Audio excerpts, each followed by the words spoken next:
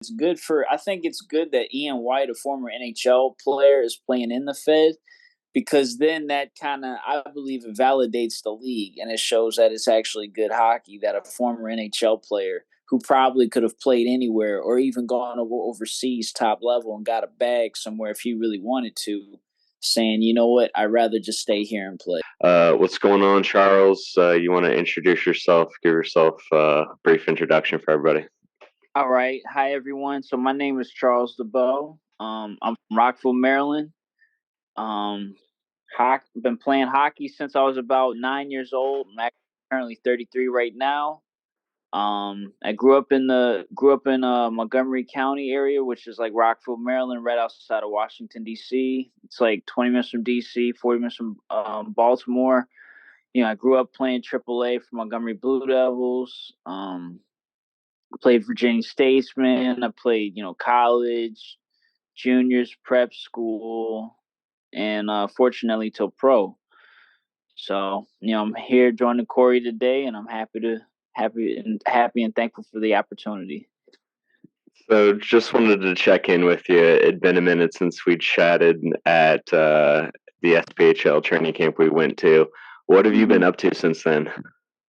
Yeah, so actually, since then, I think a week or two later, I went to training camp in Elmira.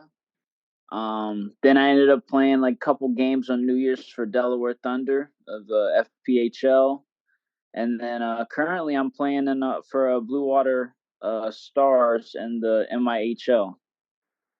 So That's awesome. You also played in Europe too, didn't you? correct, yeah. So last year I played for HC Giants, and which is in Sumi Division in Finland, and then I also played for HT Luja, which is two division in Finland as well. So. Love it. I also was looking at your hockey prospects, and you played acha as well for a couple different schools. Can you tell me about your acha hockey experience?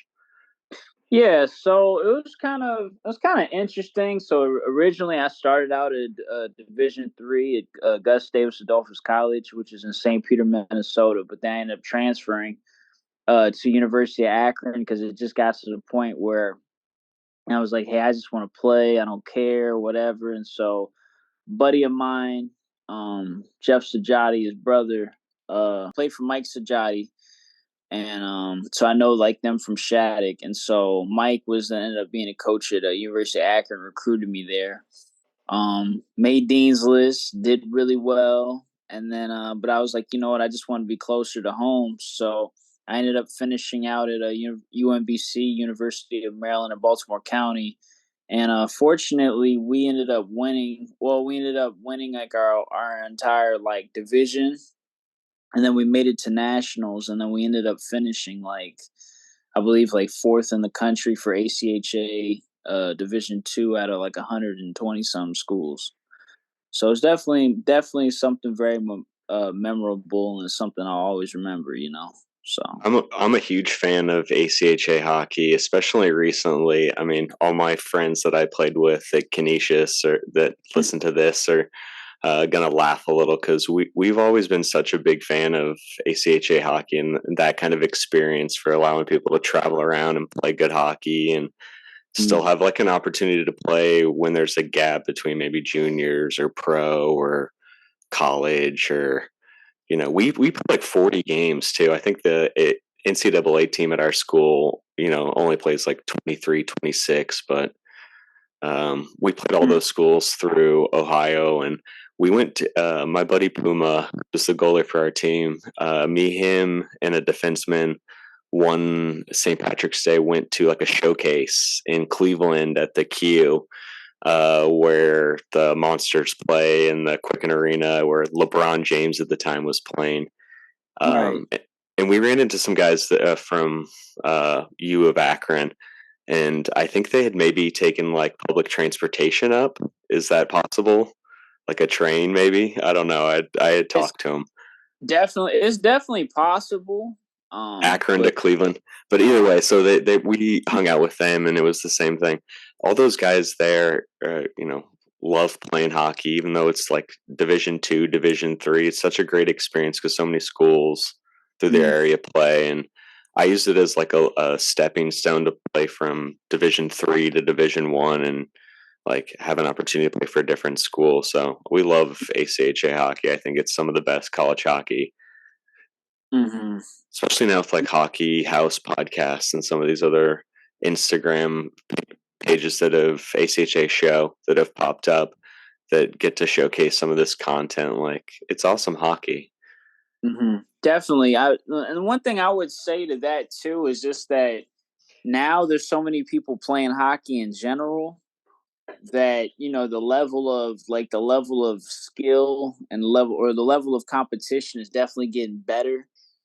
Whereas you look up now, you've got ACHA programs depending on where and what the school is. You got some schools right now where guys might have played Division 1 varsity somewhere, and then for whatever reason it didn't work out, and all of a sudden they're playing ACHA, and then they end up playing, against the varsity, like the newer schools that are playing against whomever. I mean, you saw it when Penn State went through their transition.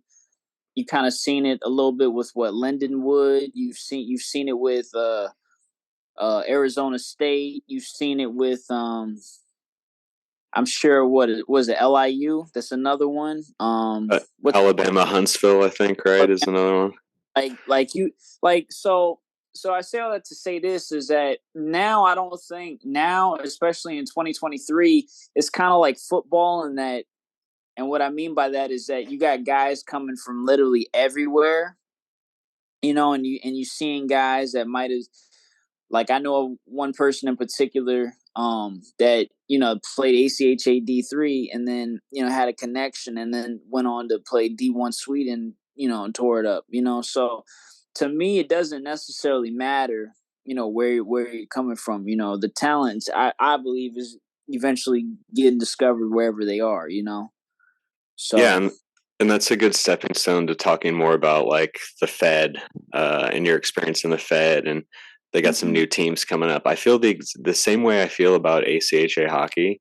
I feel about the Fed. Like, it mhm, fills such a gap because you're right. There are so many more players now, and there's so many more people that are trying to play or could play or extending their career or didn't have an mhm, opportunity to play as much as they wanted to in college. And so, mhm, like, I like the fact that the Fed's adding teams and giving more opportunities to players, even if those players might not be SPHA quality or ECHO quality, or mhm. can't go to Europe, or you Right. know It's right. Yeah, because a lot of it really, like everything else, is relationship based, and I know you were asking. So, me in particular, like playing in Delaware was a great experience. Definitely had fun, did really well, had zero minuses against Danbury, who I don't have the standings in front of me, but at the time was number one. So around New Year's, they were number one in the league, and fortunately I got a chance to come in, just because they needed a substitute, due to injuries and stuff like that. But unfortunately, living in Maryland was only about an hour and 45 minutes from Delaware. But it's definitely since playing in Europe versus playing this is much better hockey, and a lot of people that have played overseas will tell you, like, this, like, playing in the Fed is much better than what people give it credit for. You know. yeah. uh, what do you think about, they just announced they're going to be adding some more teams, they're going to be adding a team close to you. What do you think about like the teams that they're adding? Any I think thought? I definitely, what I will say is this: I don't really know who's running it, but I think that anytime they add new teams, or that's always more potential jobs for somebody, or it's more opportunity, or more of a bigger probability of guys getting on teams. You know what I mean? So it's definitely, and it also, I believe, it adds parity. because now all of a sudden, because now if you look at it like this, let's say you went to a tryout somewhere and somebody told you you're a very good player, but we can only take this many guys. Well, now all of a sudden, you know what I mean? Like if you're on the bubble and just like you could play, they know you could play, but it's just like you're this close. But now when you add three teams, that on the bubble or that percentage, you know what I mean? Your percentage of being on a squad just improve that much more. You know what I mean? And so, because I think like really at this level, a lot of it is a numbers game because everybody's good. Yeah. What do you think makes a good Fed team or a good Fed market? Any thoughts on one? Yeah, so I think really well, I think what makes a great Fed organization is what type of budget is your team working with is one. Two, what's the level of interest, meaning how much does your owner put into the team? And then also two, what's the involvement of the Fed team in the community? You know what I mean? Because Fed, SP, and I'm not sure so much about Coast. I can't speak on it, but a lot of those, they're pretty much like independent franchises. They're not connected to NHL organizations, so a lot of that money typically comes from sponsorships and or community, or the revenue comes from community support. So, and the other thing, and lastly, I think is geographically too. Are you in an area where is there a lot of hockey, or are you in an area where there's a lot of interest? You know what I mean? Like because for example, we've seen teams where they might be in an area where there's a lot of hockey, where it's a big hockey area, but because it's a big hockey area and you have so many options, the Fed may or may not be, first on the list, obviously. So it really, you want to put a team, I would say maybe in an area where there are a lot of college kids, or maybe where there's, like a college town, and or in an area where let's say there's not a lot going on. Those are always pretty good because it turns out good fan turnout. But again, it I think ultimately comes down to the marketability. How well is advertising and stuff like that. Agree. And even we've seen some Fed teams move up recently, and that doesn't, just because you're successful in one league or Right. market doesn't mean you're going to be successful in another. And I think you're right with location. I didn't think about a college town, especially if it's an acha, like a acha powerhouse. I mean, that's what I think makes a good, Fed team is your proximity to like people that played AAA or high level youth hockey in the community near you, and then they're done and they come and move back with their parents or like live in their hometown. Can they drive 45 minutes, or can they live in their own accommodations? Right. Because it's hard attracting people. Say you live where you live on the East Coast, there's probably a lot more job opportunities than if I was like, hey, for a couple $100 a week, come and live in a small town in Kansas where there may not be job opportunities for you to earn like a salary in the off season and in the meantime and stuff. Right. Guys take that into consideration, like, oh shit, I can still live at home and I can still like maybe have like my normal job and play hockey and continue my career.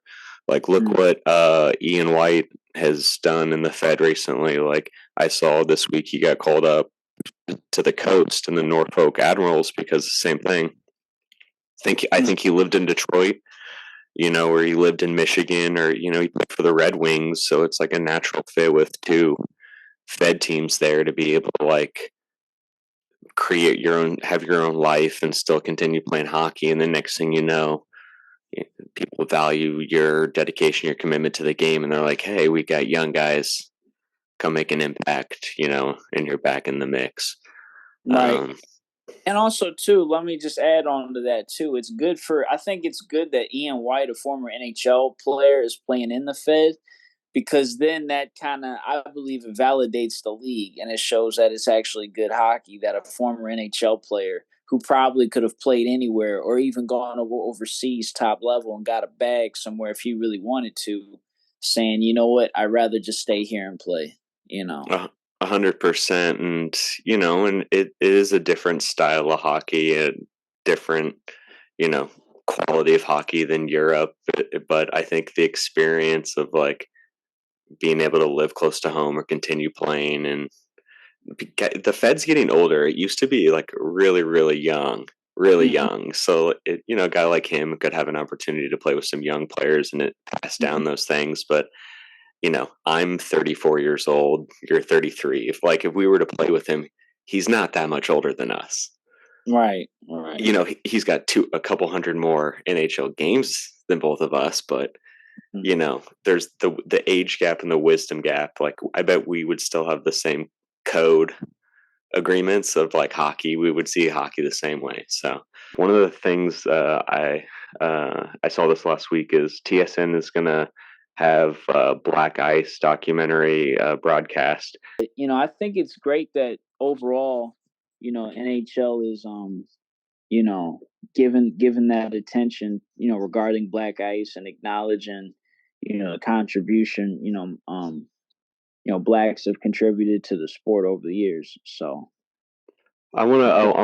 I want to give you a rundown of what it's kind of about. So obviously the documentary they interviewed a bunch of different black players about their perspectives and experience and the challenges they face. But one of the things is in Nova Scotia from 1895 to 1930, the Colored Hockey League was the home for Canada's best black players and the stage for innovations how the game was played. The CHL was the first league to see goalies dropping to their knees to make a save, while Eddie Martin of the Halifax Shrika was the first player to deploy a slap shot. I think that like that whole story is kind of slept on in hockey, or maybe gets overlooked. I haven't seen the documentary Black Ice, but I'm curious to learn more about that league and those players and the Mhm. innovation. I also saw too there was a 1981 the first black hockey player in the AHL. I think his name was Val James, a black player in the AHL. Like that struck me as you know I don't know how long the AHL has been around, but 1981. That seems not that long ago for Right. within our lifetime. We were both born in the 80s.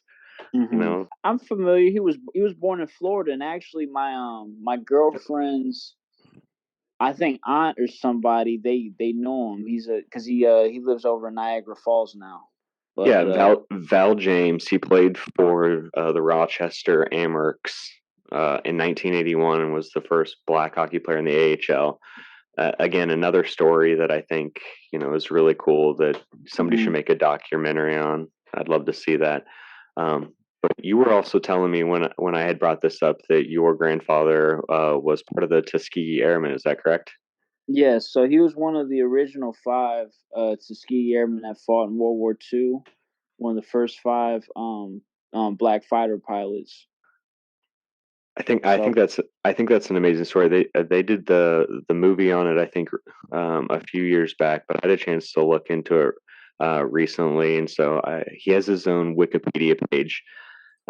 Says he was an officer in the U.S. Army Air Force and a combat fighter pilot, and the commanding officer for the 332nd Fighter Group, best known as the prestigious All African American Tuskegee Airmen.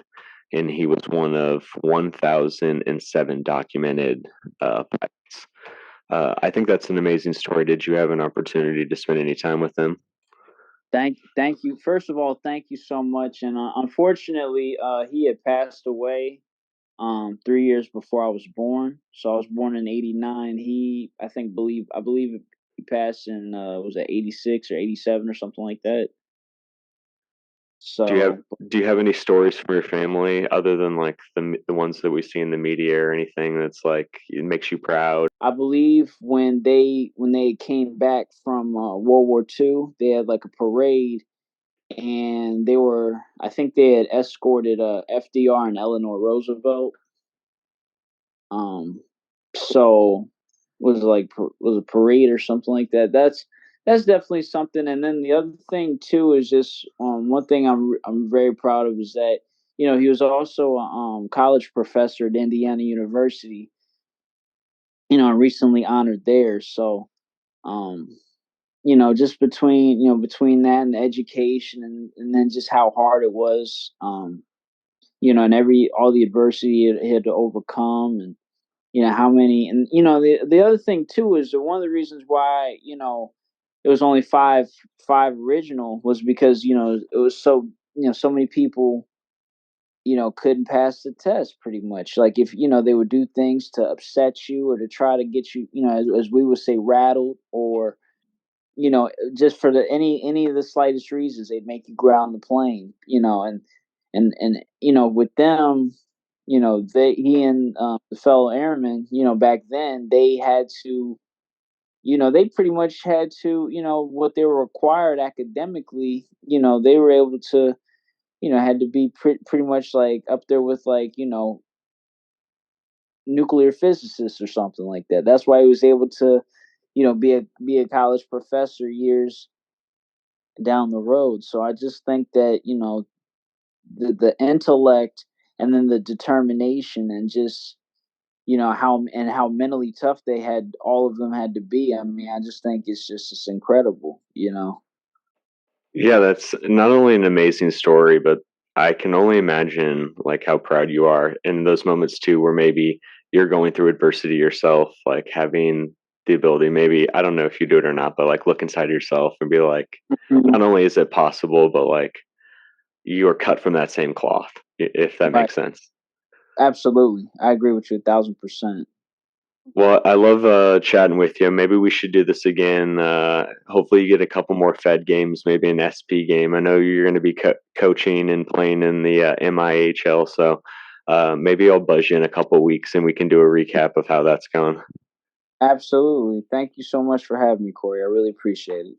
Anything before we end this that you either want to say or that you want to have people check out, or if they're interested in following you?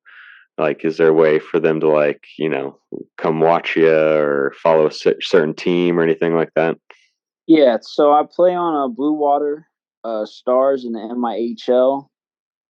Follow Matthew Torgerson, Mathew, and then Torgerson, Torger. Yeah, Gerson. He actually has what do you call it?